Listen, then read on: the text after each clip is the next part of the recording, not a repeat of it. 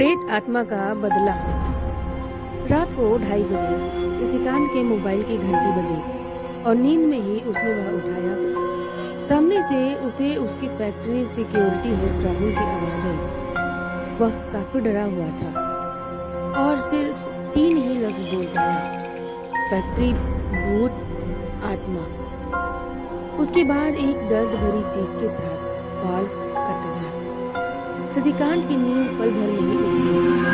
उसे समझ में नहीं आ रहा था कि अब क्या करूं। बचपन में ही उसकी माँ उसे जन्म देते वक्त गुजर गई थी। उसके बाद उसके पिताजी ने उसे पढ़ाई के लिए विदेश भेज दिया था और अब पिताजी की मौत के बाद बस एक दिन पहले ही उसने विरासत में मिली फैक्ट्री की जिम्मेदारी संभाली थी। उस फोन के बाद उसने तुरंत ही फैक्ट्री मैनेजर विश्वास को फोन लगा के फैक्ट्री पर बुलाया और खुद भी फैक्ट्री की ओर निकल पड़ा। वो दोनों जब फैक्ट्री में पहुंचे तब उन्हें मेन गेट का गार्ड कहीं नहीं दिखा, पर शशिकांत की आंखें बस राहुल को ही ढूंढ रही थी, जिसकी दर्दनाक चीख उसके दिमाग में अभी भी गूंज रही थी।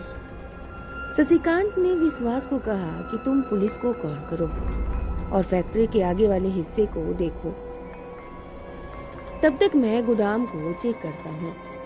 जब शशिकांत गोदाम में पहुंचा तब उसने देखा कि वहां पर राहुल जमीन पर पड़ा शांत पड़ा हुआ है, लेकिन उसकी सांस अभी भी चल रही थी, पर शरीर से कोई हलचल नहीं कर पा रहा था, मानो उसने कोई भयानक चीज देख ली हो। उसी वक्त शशिकांत ने एक और दर्द भरी चीख सुनी, जिससे उसका कलेजा कांप उठा।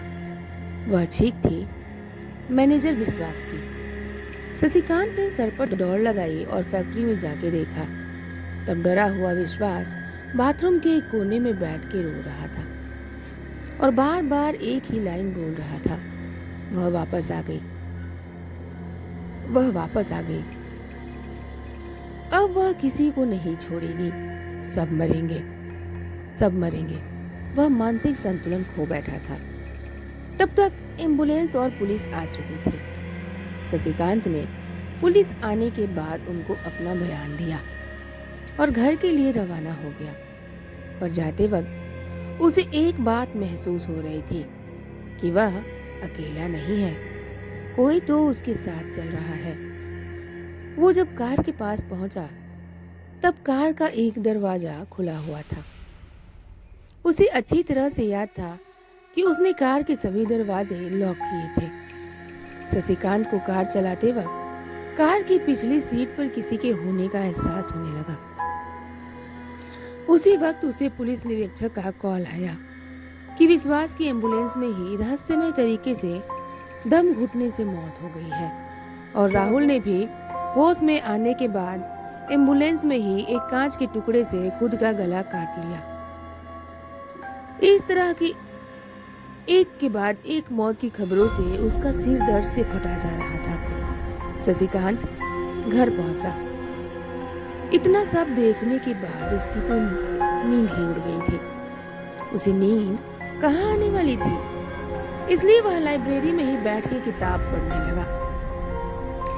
उसे अचानक आसपास कुछ हलचल सी महसूस हुई।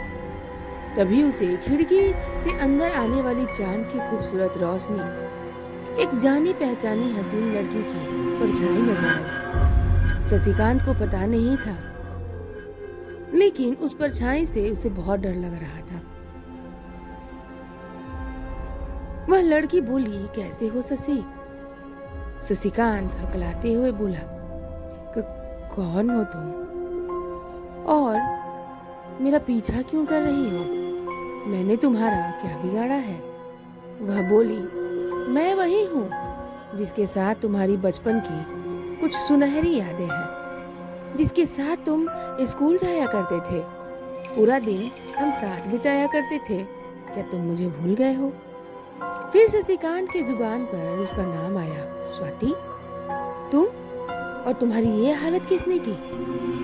फिर स्वाति अपनी कहानी बताई। वह बोली, मेरे पिताजी तुम्हारे पिताजी के फैक्ट्री में काम करते थे।